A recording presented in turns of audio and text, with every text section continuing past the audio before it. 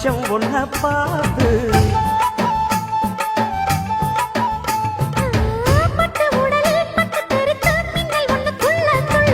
வெக்கம் துடிக்க விளக்கணைக்க ஜன்னல் கண்ணை மூடிக்கொள்ள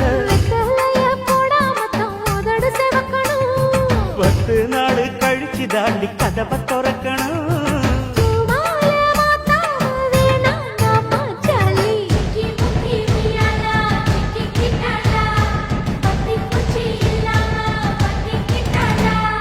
மச்சாங்கிட்ட முந்தானைய தந்து வப்பாளா